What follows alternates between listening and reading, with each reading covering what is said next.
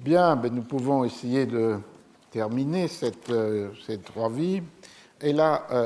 sixième vie, c'est évidemment celle donnée par les éditions du XVIIIe siècle, des Works of William Shakespeare. Alors, il y a là une série imposante d'éditions qui rompent évidemment avec le format du folio qui a dominé le XVIIe siècle et qui, en des formats octavo ou quarto, mais surtout octavo, ont démultiplié les éditions. Les trois premières sont celles de 1709 de Nicholas Rowe, R-O-W-E, en 6 volumes, suivies par celle de Pope en 1725, seconde édition 1728, aussi 6 volumes, et puis avec l'édition de Lewis Theobald, qui nous intéresse particulièrement puisque c'est lui qui prétendait posséder des manuscrits anciens de la pièce The History of Cardenio, transformée par lui en Double Falsehood. Ici, 7 volumes, comme dit le titre, collated with the oldest copies, collationnés avec les plus anciens exemplaires ou les plus anciennes copies, and corrected, et corrigés. Pour entrer dans ce monde, mais je le ferai simplement pour essayer de comprendre pourquoi, à son tour, Theobald n'a pas intégré Cardenio dans sa propre édition des œuvres de Shakespeare, alors qu'il prétendait avoir là des traces sûres de cette pièce de 1613. Ce qu'il faut signaler d'emblée, c'est ce que David Codcaston a appelé une relation schizophrénique disons, la restauration après 1660 et du XVIIIe siècle anglais avec Shakespeare. Pourquoi schizophrénique? Parce que d'un côté, il y a, comme on le voit, que là, souci d'établir une édition qui donne le texte corrigé, qui donne le texte dans sa plus grande proximité possible avec ce que Shakespeare a voulu penser écrit. Et de l'autre côté, le théâtre de Shakespeare, qui dès 1660, peut-être pas en première place, puisque Fletcher est plus utilisé que lui, entre dans le répertoire des troupes qui n'ont pas une grande offre à proposer. Les pièces shakespeariennes deviennent un élément du répertoire des troupes de Killigrew, de Davenant, mais transformées, adaptées, altérées, altered. Et donc il y a au respect scrupuleux pour retrouver le texte de Shakespeare que l'on veut éditer, s'oppose cette extrême liberté des adaptations où les pièces sont abrégées, réécrites, profondément transformées. C'est ainsi qu'on a toute une famille de pièces shakespeariennes réécrites par John Dryden, Nahum Tate, William Davenant lui-même ou Lewis Theobald, qui a donné en 1720 un Richard II, mais un Richard II qui adapte complètement la pièce aux nouvelles conventions du théâtre, par exemple l'importance des rôles féminins joués par des femmes, ou qui adapte la pièce à certaines convenances ou exigences politiques, et qui donc gomme le plus possible ce qui apparaissait comme la déposition d'un roi. On a là une tension tout à fait fondamentale. D'un côté, restaurer le texte authentique, comme dit Theobald dans son édition The Poet's True Text, et de l'autre côté, une grande liberté des adaptations. On voit que cette tension, elle existe pas seulement entre représentation de pièces que l'on donne à voir et édition de textes que l'on donne à lire, entre d'un côté des réécritures libres et de l'autre côté une édition scrupuleuse et respectueuse, mais qu'elle peut s'insérer dans le travail d'édition lui-même,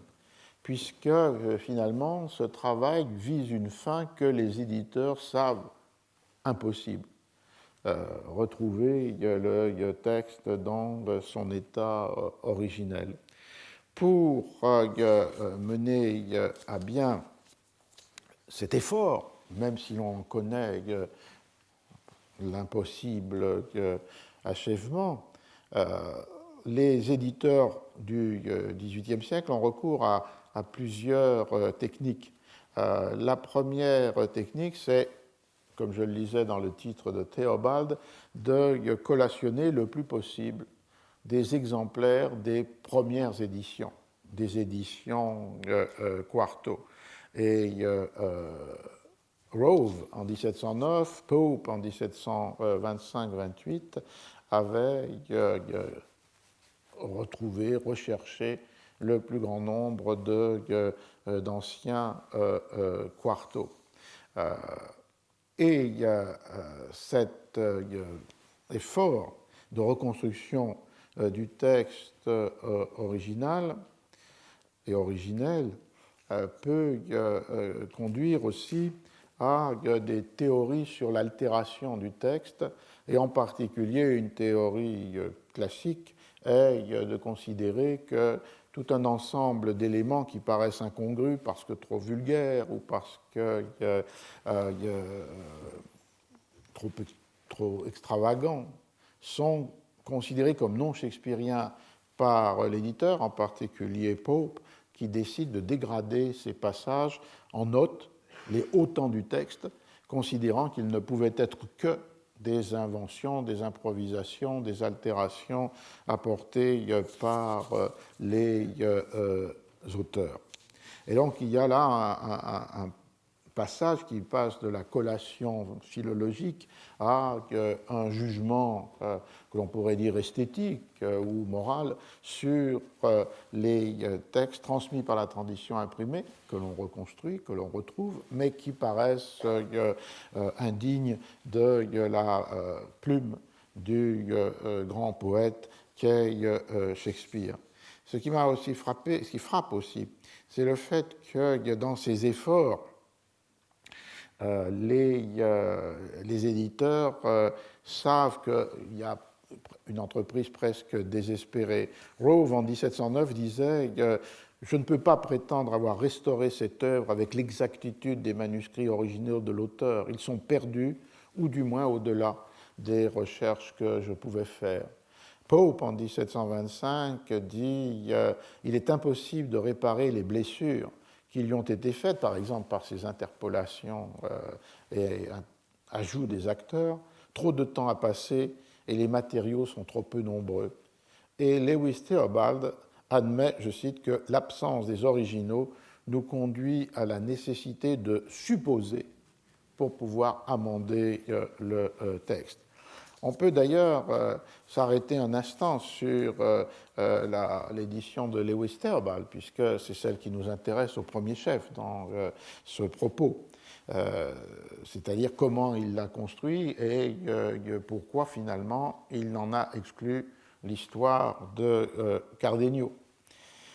Comme le dit le titre, « collated with the oldest copies and corrected ». Les deux mots ont de l'importance. Donc, collated, suivant ce qu'avait fait Rove et ce qu'avait fait Pope, Théobald a collationné, soit parce qu'il les possédait, soit parce qu'il les trouvait dans des bibliothèques, le plus grand nombre de possibles d'éditions quarto des pièces, et il a aussi évidemment collationné les folios. Il pouvait disposer de 4 folios, en tous les cas de 2 éditions différentes, celle de 1623 et celle de 1664. Et il a construit sur une théorie de la transmission des textes, la difficulté de l'entreprise et l'inéluctable corruption du texte shakespearien qu'il faut retrouver, restaurer, tout en sachant que c'est quasiment impossible. Et on a dans le prologue de l'édition 1733 un raisonnement sur cette transmission des textes. Et Théobald est très conscient que certains textes qui sont arrivés aux éditions Quarto, voire aux éditions Folio, ont été corrompus pour différentes raisons. La première, c'est que, dit-il, beaucoup de pièces ont été prises à la volée in shorthand, c'est-à-dire en écriture sténographique, et copiées imparfaitement à partir de l'oreille et d'une représentation. Il fait une allusion explicite à une des pratiques du temps shakespearien, qui était, et que l'on a pu rencontrer aussi dans l'Espagne du siècle d'or, qui était que certains assistants à une représentation pouvaient mémoriser le texte, ou à une série de représentations, pouvaient mémoriser le texte, et donc du coup le rétablir et le vendre avant la compagnie théâtrale à un libraire éditeur, puisque, comme je le disais, dans ce monde-là de l'édition, l'origine du texte dont un libraire imprimeur est propriétaire n'a aucune importance. Donc du coup, reconstruction mémoriale, ce qu'il appelle imperfectly copied by the hearer, et pour s'aider dans ce travail, certains, en Angleterre au moins, utilisaient des techniques sténographiques qui permettaient de prendre en écriture sténographique, ce qu'on appelle charactery, brachygraphie, tachygraphie, le texte entendu.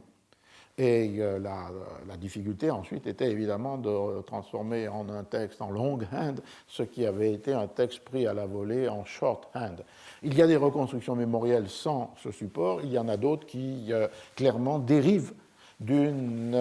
prise du texte en écriture sténographique durant la représentation, ce qui pouvait évidemment conduire à des textes fautifs et corrompus pour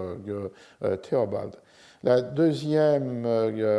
mode de transmission, qui ne protège pas plus l'authenticité du texte, c'était lorsque les troupes faisaient imprimer un texte à partir de ce qu'il appelle piecemeal parts, c'est-à-dire soit à partir de livres de régie, soit surtout à partir de la mise ensemble des différentes parts, c'est-à-dire les rôles de chaque comédien. Les comédiens du XVIe et XVIIe siècle ne recevaient pas la totalité du manuscrit, ils recevaient les parts, les parties qui correspondaient à ce qui était leur rôle. Et certaines éditions pour Théobald ont été produites à partir de l'ajustement de ce puzzle qui était donné par les textes des parties propres à chaque acteur. Et, dit-il, même quand les éditions ont été faites sans recours ni à la transmission mémorielle, ni à ces assemblages des parties des auteurs, elles n'en restent pas moins douteuses dans la mesure où ces éditions ont pu être faites à partir de textes utilisés par les troupes, et ces textes utilisés par les troupes avaient fort bien pu accueillir les mutilations ou les additions qu'avait décidé la compagnie. Et de là, dit-il, on rencontre dans ces éditions beaucoup de incoherences dans la signification et dans le texte ou l'intrigue elle-même. Cette idée qu'une troisième corruption est introduite non pas par des mémoires défaillantes ou des sténographes malhabiles, non pas par une publication à partir des textes des acteurs, mais des manuscrits même utilisés par les compagnies qui avaient pu intégrer au fil des représentations ce qu'il appelle mutilation, des coupes, ou bien addition, c'est-à-dire des improvisations qui n'étaient pas shakespeariennes. Et c'est ce qui fait qu'à la fin de son édition, il y a une table dans laquelle Théobald distribue les quartos ou les folios entre ce qu'il appelle des éditions of authority, les éditions of middle authority, une autorité moyenne, et des éditions with no authority. Et la distribution est chronologique, considérant que les folios de 1623 et 1632 et les quartos d'avant 1624 sont des textes d'autorité, mais qu'après cette date, on entre dans des textes d'autorité moyenne, douteuse, et en particulier le folio de 1664 et celui de 1685, et dans une sorte de critique, il considère comme des textes with no authority, sans autorité, les éditions de Rove et de Pope qui ont juste précédé la sienne dans le premier tiers du XVIIIe siècle. Il y a donc une théorie précise de la transmission des textes qui ne peut conduire qu'à une extrême difficulté pour retrouver leur authenticité, même en considérant cette distribution chronologique qui donne plus d'autorité aux textes les plus proches de l'écriture et des premières représentations et de moins en moins d'autorité aux textes qui se sont éloignés. Corrected est le deuxième élément et se réfère aux techniques de l'établissement du texte pour l'édition. Et il y a trois pratiques de Théobald qui sont intéressantes. La première, c'est celle qu'il appelle la correction par la confrontation de passages parallèles. L'auteur proposant des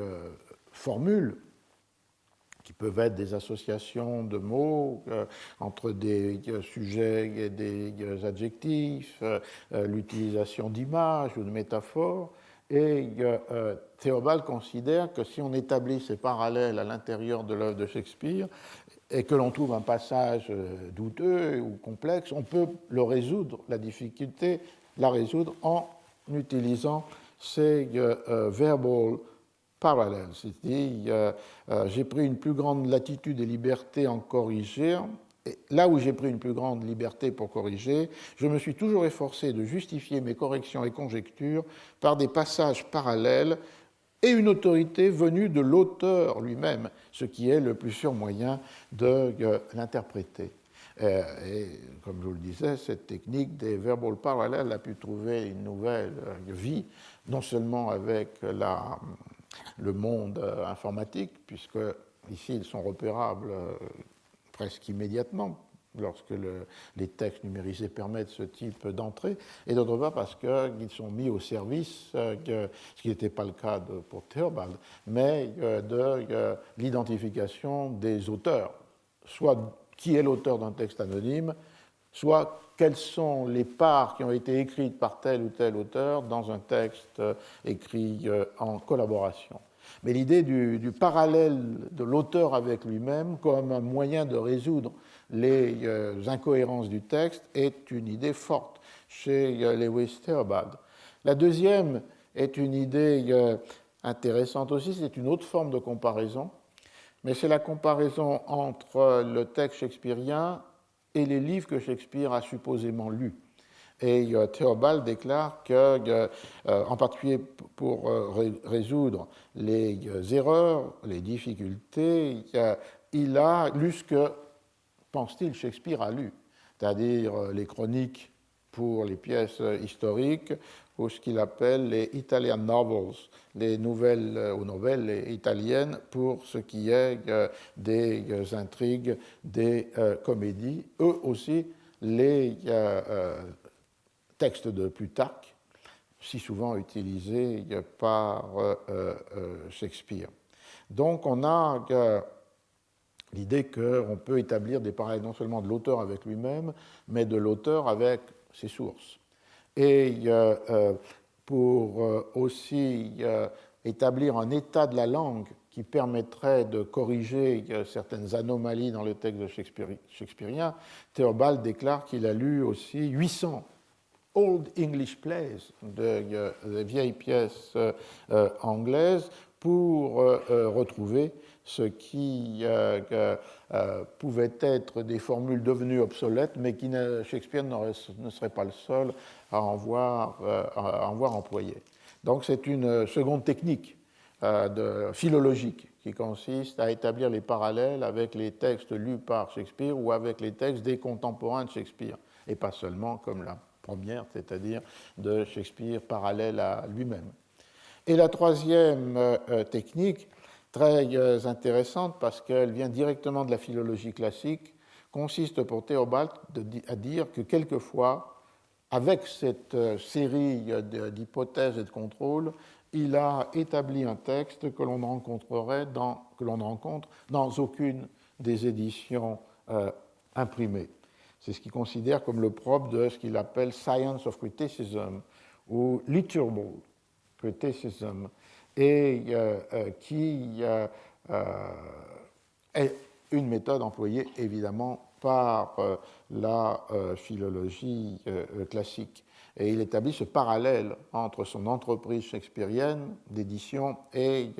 les techniques de la philologie appliquée en son temps aux textes des anciens, les grecs et les latins, et en particulier d'établir une leçon du texte que l'on ne trouverait pas dans la tradition imprimée, comme on ne trouverait pas pour les latins et les grecs dans les éditions préalables ou les transcriptions préalables, mais qui paraît la plus vraisemblable pour qui détient ce savoir et des formes du temps et des singularités de l'auteur, la forme la plus vraisemblable du texte. Et c'est ainsi qu'il établit en 1733 son édition, et que l'édition semble avoir eu un grand impact, puisqu'elle a été rééditée au moins 7 fois. 1740, 52, 57, 62, 67, 72, 73, peut-être en 77. Ce qui fait que c'est une édition, celle de Lewis Theobald, qui a cette résistance au temps et qui survit même lorsque, au moins dans cette série chronologique, 3 autres éditions sont apparues. L'édition de William Warburton en 1747, l'édition très importante de Samuel Johnson en 1765, Johnson introduisant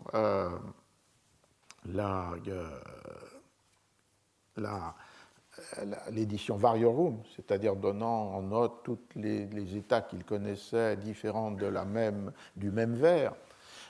et en 1768 l'édition de Edward Capel. Donc ces 3 éditions finalement concurrentes entre elles et concurrentes de Theobald n'ont pas épuisé le succès de Theobald, ce qui laisse aussi à penser l'importance du marché pour les éditions shakespeariennes dans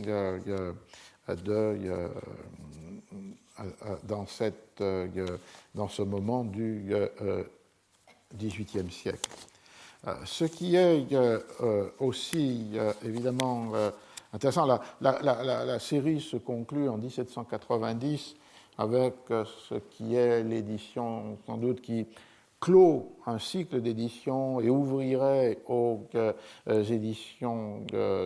modernes, celle de Edmond Malone, M-A-L-O-N-E, dans la mesure où en 10 volumes, il y a là une série d'innovations profondes qui ne se retrouvent chez aucun des prédécesseurs. La première innovation, c'est d'établir un ordre chronologique des pièces de Shakespeare. Malone est le premier qui a tenté cette chronologie des pièces qui devait gouverner la publication, et non plus des publications de pièces rassemblées par genre, ce qui était l'héritage du folio, même si au cours du XVIIIe siècle, on avait inventé des nouveaux genres, par exemple les romance plays, qui sont ni des tragédies ni des comédies, mais toutes les éditions précédentes organisaient les pièces à partir de rubriques thématiques. Malone, même si dans son édition de 90, il ne peut pas le mettre en œuvre, a l'idée fondamentale que les pièces doivent être établies dans un ordre publié dans l'ordre chronologique dans lequel Shakespeare les a écrites. Ce qui renvoyait à la deuxième grande innovation, c'est-à-dire d'établir une biographie de Shakespeare fondée sur des documents authentiques, donc travail dans les archives notariales et paroissiales à Stratford-upon-Avon, de façon à ce que, à la ligne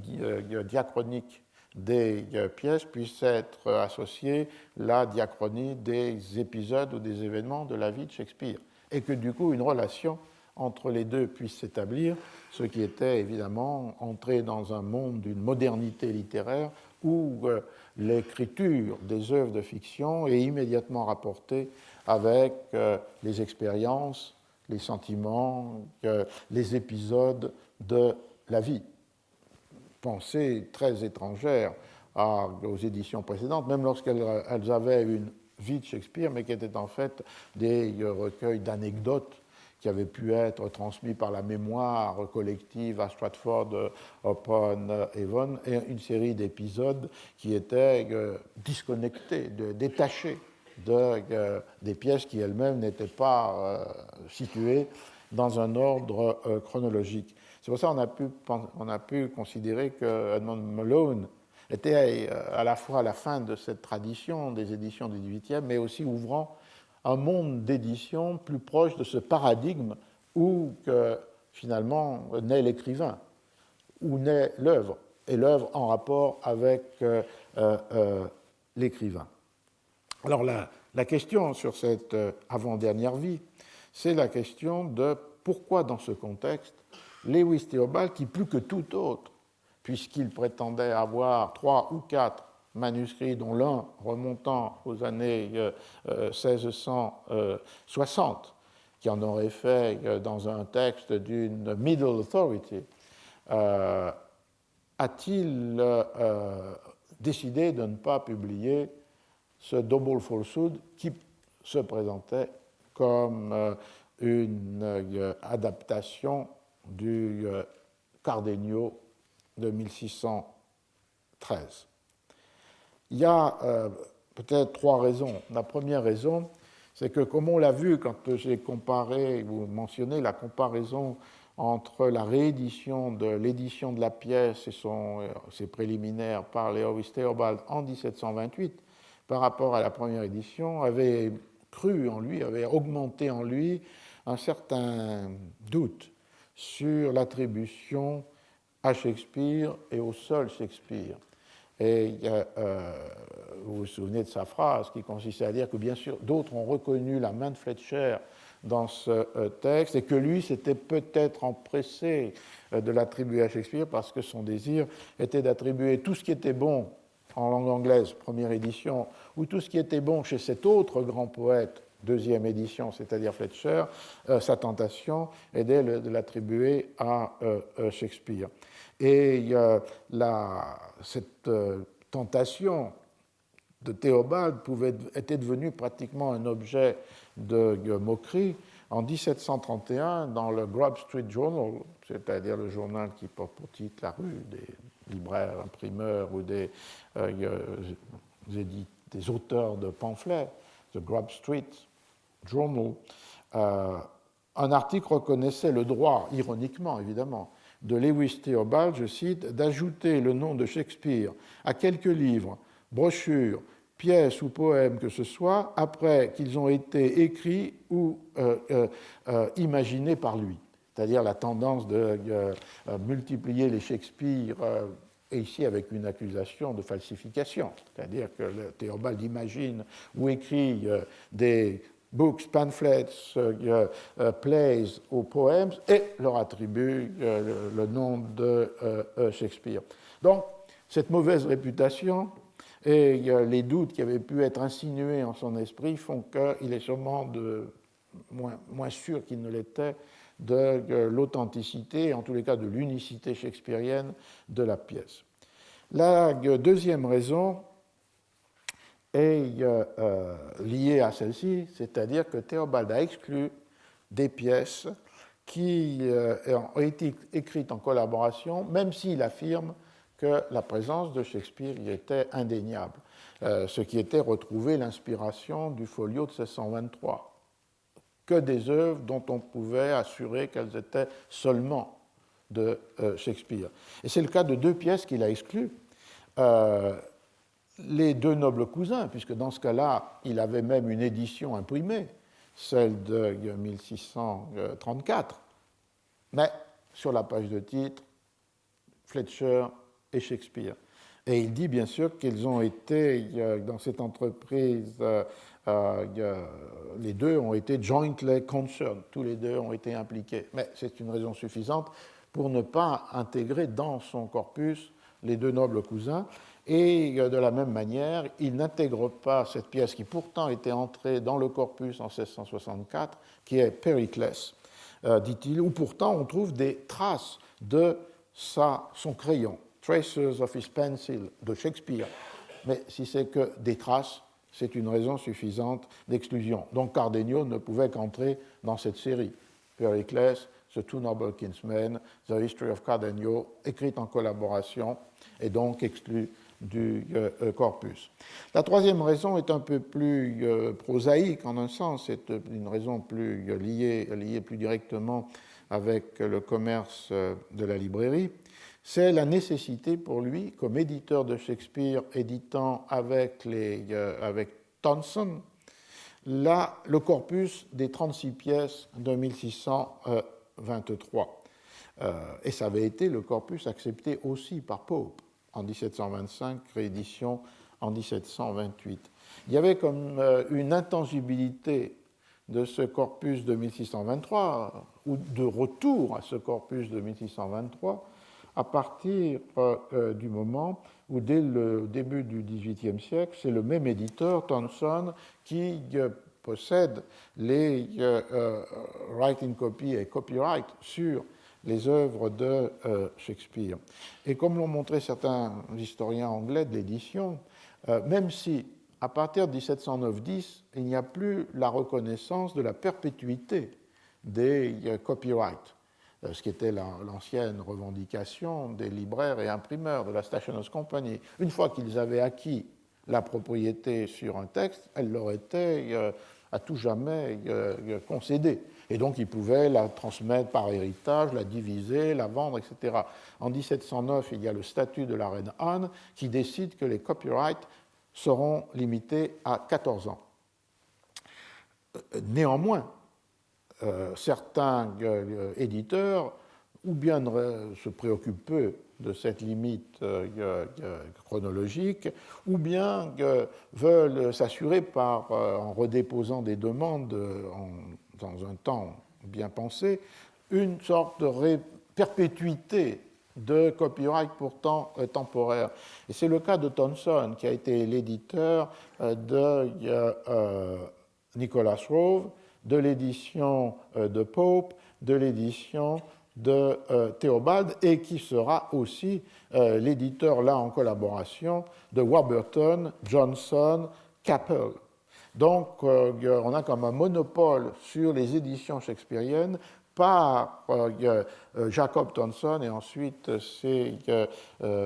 héritiers. Mais pour que cette reproduction du copyright sur the works of Shakespeare puisse être faite sans discussion, sans problème, il fallait s'en tenir au texte tel qu'il avait été, dans ce cas-là, depuis 1709, c'est-à-dire Rove ayant repris le corpus de 1623, sans tenir compte des ajouts de 1664. Et donc il y a comme une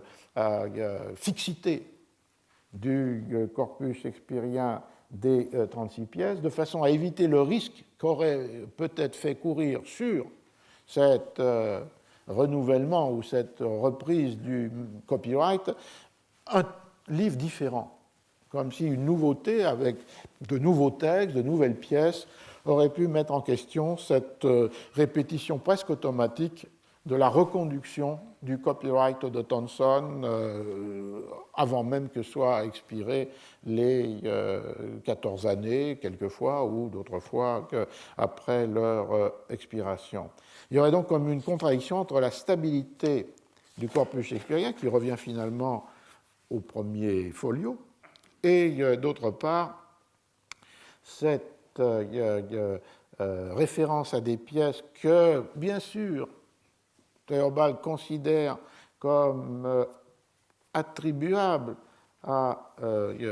Shakespeare, où on trouve des touches de l'écriture shakespearienne. Il le dit même pour les pièces ajoutées en 1664, mais qui ne sont pas, ces touches, ces marques, ces traces ne sont pas suffisantes pour les faire entrer pour les raisons aussi bien liées à la manière de se représenter le corpus shakespearien comme des pièces de Shakespeare seul, ou bien ces réalités de l'édition qui engagent à ne pas modifier le contenu d'un livre dont on redemande régulièrement le copyright, du coup à ne pas les considérer et à ne pas les faire entrer, ce qui a empêché, lors de sa dernière possibilité, dans un sens, pour la période qui nous intéresse, l'entrée du Cardenio de Shakespeare inspiré par Cervantes dans le corpus shakespearien.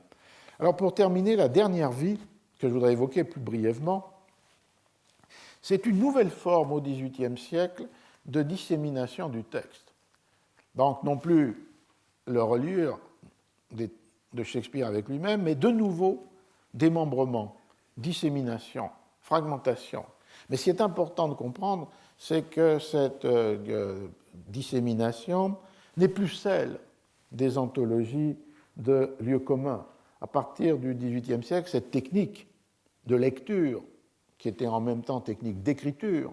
dominante à l'époque de la Renaissance et encore au XVIIe siècle,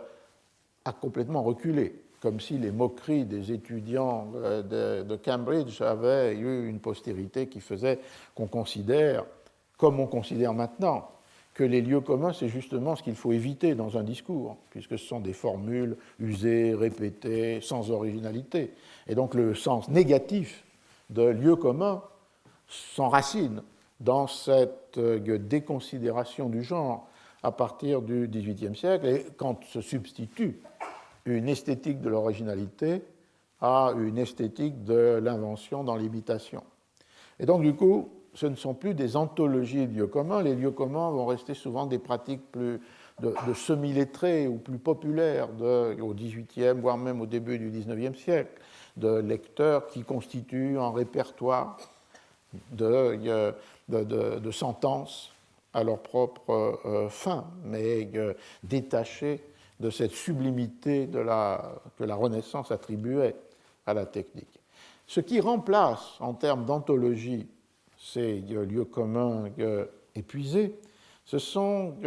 des recueils qui, tout à l'inverse, n'attribuent plus à Shakespeare des vérités universelles, mais des formules ou des énoncés qui lui sont propres et qui traduisent de manière absolue son génie singulier. Une inversion, finalement, du sens de ces anthologies. Et le genre a un peu pour dénomination d'ensemble beauties, les beautés de Shakespeare. En 1752, William Dodds publie The Beauties of Shakespeare, révisé en 1780, et c'est un best-seller ou un steady-seller du XIXe siècle. Il y a 39 éditions. De quoi s'agit-il? D'une anthologie de ce qui est considéré comme les plus beaux passages de Shakespeare, ceux qui doivent être isolés pour leur beauté, pas parce qu'ils énoncent des vérités universelles, mais tout le contraire, parce qu'ils démontrent une capacité unique, singulière, à nul autre pareil, de l'écriture shakespearienne. Il est juste de dire qu'il y a des anticipations de cette perspective, en particulier dans l'édition de Pope, dont on a vu que d'un côté, elle dégradait des passages non shakespeariens, qui ne pouvaient pas être shakespeariens, parce qu'ils étaient trop vulgaires ou trop brutalement sexuels dans leurs allusions, et qui donc devaient être écartés du texte. Et quand dans ce texte qui restait ainsi épuré, certains passages ou certaines scènes avaient une qualité esthétique particulière qui méritait d'être notée. C'est pour ça que Pope utilise les inverted commas ou les guillemets ouverts mais non fermés dans son édition, non pas pour désigner des lieux communs, mais pour désigner ce qu'il appelle de shining passages, les passages les plus brillants, ceux qui ont un éclat particulier. Et il utilise d'ailleurs une astérix lorsque c'est une scène entière qui est considérée comme un passage particulièrement excellent. On est donc devant là un critère du goût qui définit une excellence esthétique. Et après William Dodds et son livre à succès, par exemple, il y a en 1784 un livre anonyme, The Beauties of Shakespeare. Les deux autres formes d'anthologie qui ne sont plus immédiatement esthétiques, reconnaissant une plume incomparable, ce sont un registre moral. En 1775, Mrs. Griffith publie The Morality of Shakespeare Drama Illustrated, et c'est une anthologie des principes moraux, des instructions morales que l'on trouve dans les œuvres de Shakespeare. La lecture ici n'est plus celle de l'excellence esthétique ou du goût, c'est une lecture de la moralité, de l'éthique, et qui trouve dans une compilation d'énoncés shakespeariens comme un manuel pour cette exigence morale. Et un second registre d'anthologie, c'est un registre plus philosophique, lorsque la lecture de Shakespeare, ni esthétique ni morale, reconnaît dans les pièces et dans certains extraits la pensée de Shakespeare. Et donc, du coup, une lecture qui est la même que celle qui s'applique au même moment pour constituer des anthologies, des pensées philosophiques que l'on trouve chez Goethe, chez Schlegel, chez Coleridge. Et donc ici, un Shakespeare philosophe, non pas simplement un Shakespeare guide de moralité, et non pas un Shakespeare maître de la beauté. Dans tous ces cas, ce qui répète la tradition des lieux communs, c'est évidemment le fait que ces énoncés sont totalement séparés et de l'intrigue de la pièce et du personnage qui les énonce. Mais on voit qu'à partir de ce moment-là aussi, on a deux phénomènes qui peuvent nous conduire jusqu'à aujourd'hui. Le premier phénomène, c'est une inversion du sens des guillemets, qui ne sont plus une manière d'indiquer ce qui est appropriable par chacun, parce que énoncés par quelqu'un sont en fait des sentences qui appartiennent à tous, et le basculement de l'utilisation des guillemets à partir du 19e jusqu'à aujourd'hui, c'est-à-dire pour reconnaître la propriété d'un autre sur un texte que l'on cite. Ce qui fait que ça peut être à la fois une forme de copyright en miniature, comme a écrit une fois Margherita de Grazia. On reconnaît la propriété littéraire ou intellectuelle sur un énoncé en le mettant entre guillemets dans son discours. Ça peut être aussi une volonté de distanciation en énonçant quelque chose, mais sans le reprendre à son compte, c'est-à-dire là en reconnaissant la propriété, mais aussi pour l'attribuer à l'autre sans être soi-même impliqué dans le partage de cet énoncé. Et il y a là, qui peut aller d'ailleurs jusqu'à des guillemets d'ironie dans distance, non seulement de se mettre à distance, mais aussi de considérer que cet énoncé mis à distance peut être douteux, problématique et traité ironiquement. Et sans doute un des effets de renforcement de cet aspect-là, de la propriété intellectuelle reconnue par les guillemets dans le discours, a fait que non seulement on a utilisé les guillemets comme un signe typographique, mais comme vous le savez,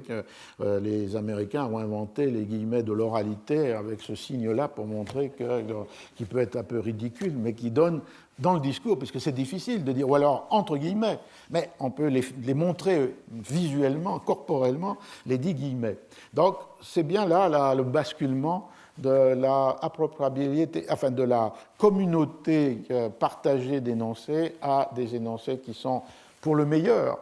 ou pour la distance, attribués à leur auteur. La deuxième, et je termine avec ça, la deuxième conséquence qu'il y aurait sur ces beauties du XVIIIe siècle, et dans les formes ensuite des moralités ou des pensées philosophiques, c'est le fait de tout ce qu'on pourrait appeler des produits dérivés, c'est-à-dire la présence de Shakespeare sur des images, des ustensiles, des calendriers, des mugs, comme aux États-Unis, les pourboires, donc, et où sur lesquels on trouve des accumulations de citations qui peuvent appartenir à tous les registres dont j'ai parlé. Elles peuvent être des pensées philosophiques, elles peuvent être des énoncés moraux ou immoraux. Elles peuvent être des beautés particulières, elles peuvent être ce que tout le monde connaît comme shakespearien, mais où on voit se répéter dans cette publicité, dans cette omniprésence shakespearienne, à la fois la centralité de l'auteur. On ne se préoccupe pas de l'authenticité de ces énoncés, de la collaboration qui a pu les produire. Donc, la centralité de l'auteur, mais d'un auteur qui se substitue à ces personnages, puisque ces énoncés qu'on trouverait sur des calendriers ou sur ce qu'on peut, les aimants qu'on met sur une porte de frigidaire ou sur des tasses à café ou à thé, sont sans mention ni de la pièce,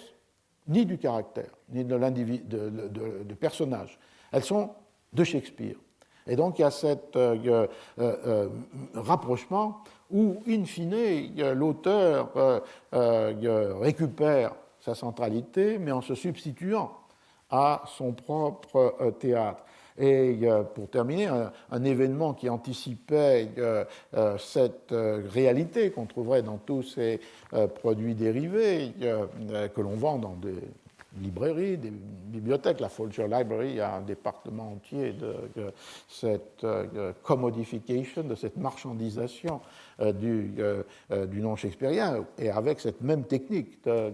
d'objet où on n'a plus d'attribution textuelle, mais on a une attribution octoriale. Ce serait en 1768, lorsque Garrick, grand acteur shakespearien, a voulu honorer Shakespeare par la souscription d'un buste de Shakespeare à Stratford-upon-Avon. Et donc, il y a eu l'inauguration de ce buste, et ce qui s'est passé à Stratford-upon-Avon a été le fait qu'on n'a représenté aucun texte shakespearien, que dans ce cas-là, Shakespeare était entouré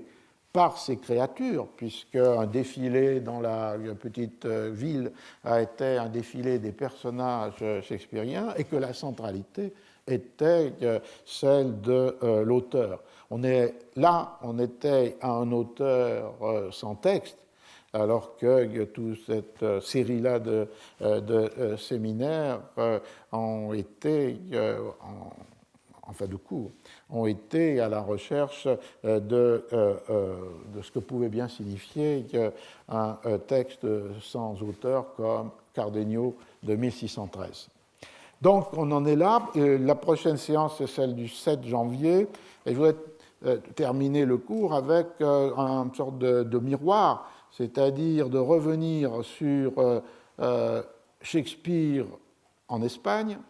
et d'autre part l'Angleterre de Cervantes, ce qui nous amènera dans des chemins un peu différents, mais où, in fine, de nouveau, les deux auteurs ou les deux mondes se croiseront. Merci.